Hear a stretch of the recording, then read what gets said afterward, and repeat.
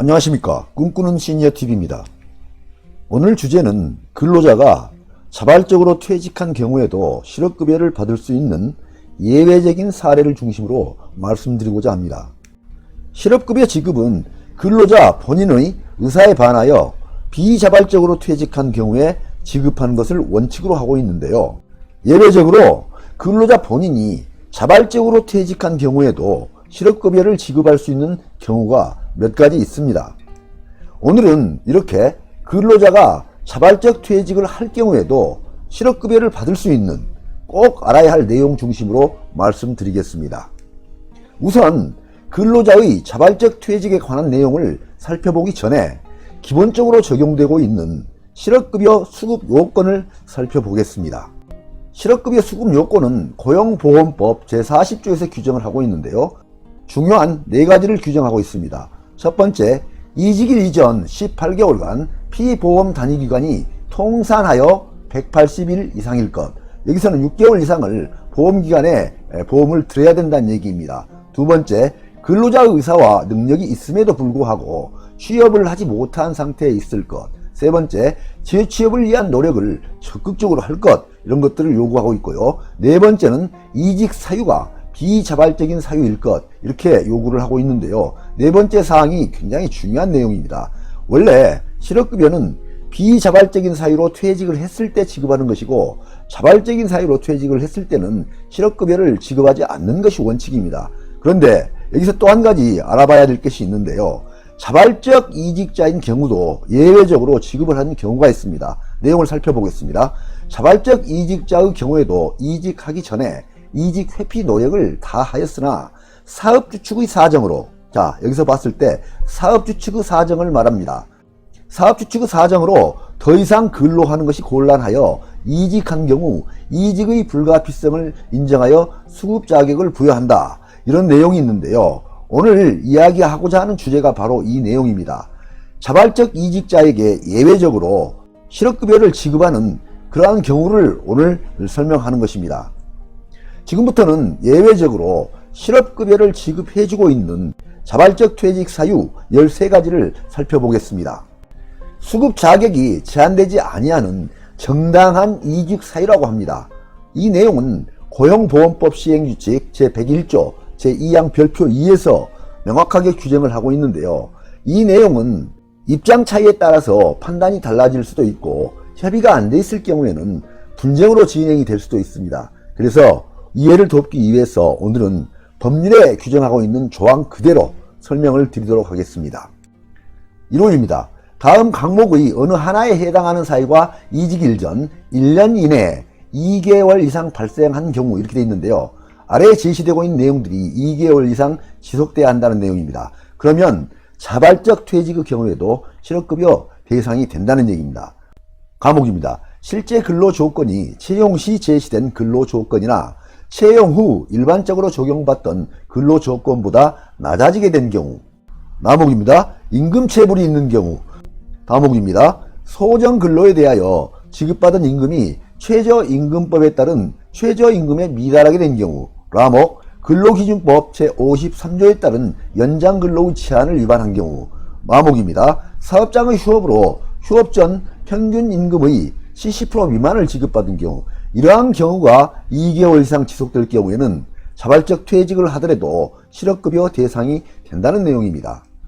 2호입니다. 사업장에서 종교, 성별, 신체장애, 노조활동 등을 이유로 불합리한 차별 대우를 받은 경우에도 실업급여 대상이 됩니다. 3호입니다. 사업장에서 본인의 의사에 반하여 성희롱, 성폭력, 그 밖에 성적인 괴롭힘을 당한 경우에도 자발적 퇴직 시 실업급여의 대상이 됩니다. 4호입니다. 사업장의 도산, 폐업이 확실하거나 대량의 감원이 예정되어 있는 경우에도 자발적 퇴직 시 실업급여의 대상이 될 수 있습니다. 5호입니다. 다음 항목의 어느 하나에 해당하는 사정으로 사업주로부터 퇴직을 권고받았거나 인원 감축이 불가피하여 고용 조정 계획에 따라 실시되는 퇴직 희망자의 모집으로 이직한 경우, 이런 경우는 희망퇴직을 이야기합니다. 이런 경우에도 아래에서 정하는 경우에는 자발적 퇴직 시 실업급여의 대상이 된다는 얘기입니다. 과목입니다. 사업의 양도, 인수, 합병, 남목입니다. 일부 사업의 폐지나 업종 전환, 다목입니다. 직제 개편에 따른 조직의 폐지, 축소, 라목입니다. 신기술 도입, 기술 혁신 등에 따른 작업 형태의 변경, 마목입니다. 경영의 악화, 인사 적체, 그 밖의 이에 준하는 사유가 발생한 경우, 이런 경우에 퇴직을 권고받거나 희망퇴직을 할 경우에도 역시 실업급여의 대상이 된다는 얘기입니다. 6호입니다. 다음 항목의 어느 하나에 해당하는 사유로 통근이 곤란하게 된 경우, 이 경우를 얘기하는데요. 통근이 곤란하다는 개념은 통근 시 이용할 수 있는 통상의 교통수단으로는 사업장으로의 왕복에 드는 시간이 3시간 이상 경우를 말합니다. 이런 경우에도 자발적 퇴직 시 실업급여의 대상이 된다는 얘기입니다. 과목입니다. 사업장의 이전, 나목입니다. 지역을 달리하는 사업장으로의 전근, 다목입니다. 배우자나 부양하여야 할 친족과의 동거를 위한 거소 이전, 라목입니다. 그 밖에 피할 수 없는 사유로 통근이 곤란한 경우, 이런 경우에도 왕복에 드는 시간이 3시간 이상이 되면 자발적 퇴직 시에도 실업급여의 대상이 될 수 있다는 내용입니다. 7호입니다. 부모나 동거 친족의 질병, 부상 등으로 30일 이상 본인이 간호해야 하는 기간에 기업의 사정상 휴가나 휴직이 허용되지 않아서 이직한 경우에도 자발적 퇴직 시 실업급여의 대상이 될 수 있습니다. 8호입니다. 산업안전보건법 제2조 제2호에 따른 중대재해가 발생한 사업장으로서 그 재해와 관련된 고용노동부 장관의 시정명령을 받고도 시정기간까지 시정하지 아니하여 같은 재해 위험에 노출된 경우, 이런 경우에도 역시 자발적 퇴직 시 실업급여의 대상이 될 수 있습니다. 9호입니다.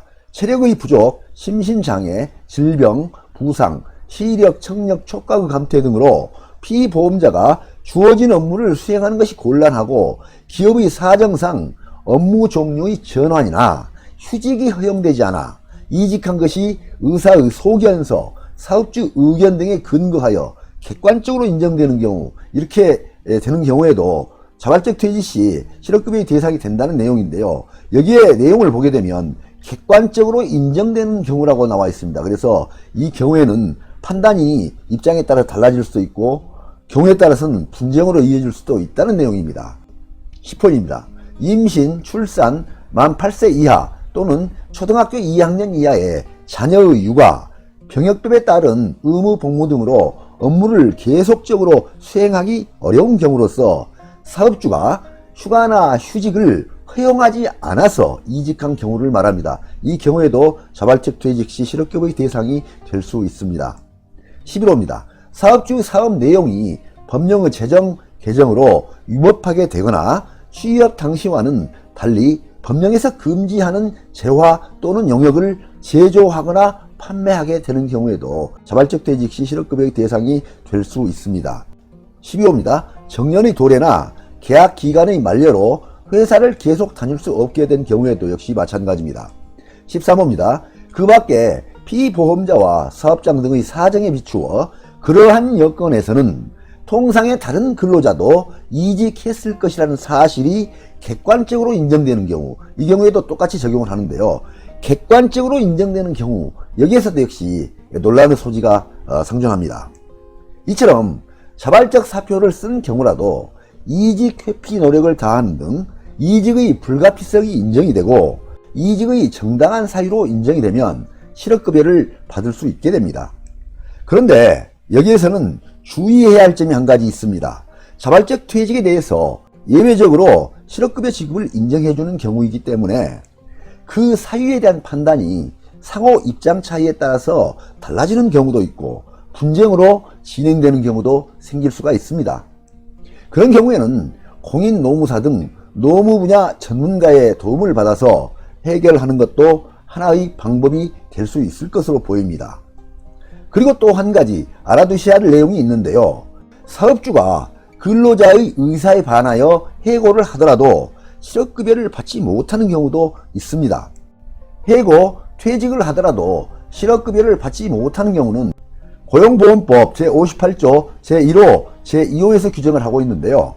1호를 보겠습니다. 중대한 귀책 사유로 해고된 피보험자로서 다음 항목의 어느 하나에 해당하는 경우는 실업급여를 받지 못한다는 내용인데요. 과목은 형법 또는 직무와 관련된 법률을 위반하여 금고 이상의 형을 선고받은 경우. 남목입니다. 사업에 막대한 지장을 초래하거나 재산상 손해를 끼친 경우로서 고용노동부령으로 정하는 기준에 해당하는 경우. 다목입니다. 정당한 사유 없이 근로계약 또는 취업규칙을 위반하여 장기간 무단 결근한 경우. 이런 경우에도 본인의 중대한 기책사유로 보아서 실업급여를 받지 못하는 경우로 규정을 하고 있습니다. 고용보험법 제58조 제2호입니다. 자기의 사정으로 이직한 피보험자로서 다음 항목의 어느 하나에 해당하는 경우. 이런 경우에도 실업급여를 받지 못하는 경우로 규정을 하고 있는데요. 가목입니다. 전직 또는 자영업을 하기 위하여 이직한 경우. 남목입니다. 제1호의 중대한 귀책사유가 있는 사람이 해고되지 아니하고 사업주의 권고로 이직한 경우. 다목입니다. 그 밖에 고용노동부령으로 정하는 정당한 사유에 해당하지 아니한 사유로 이직한 경우. 이러한 경우도 근로자 자기의 사정으로 이직한 경우로 보아서 실업급여를 받지 못하는 경우로 규정을 하고 있습니다. 이와 같이 자발적인 퇴직자에게 실업급여를 지급한다든지 근로자의 중대한 귀책 사유로 인하여 실업급여 수급 대상에서 제외를 하는 경우에는 그 사유에 대한 판단이 상호 입장 차이에 따라서 달라지는 경우도 있고 분쟁으로 진행되는 경우도 생길 수 있다는 점을 참고하시기 바랍니다. 네, 오늘은 자발적으로 퇴직하는 경우에도 실업급여를 받을 수 있는 예외적인 경우에 관하여 살펴보았습니다. 많은 도움이 되시길 바랍니다. 항상 건강과 행복이 함께 하시기를 기원드립니다. 끝까지 경청해 주셔서 감사합니다.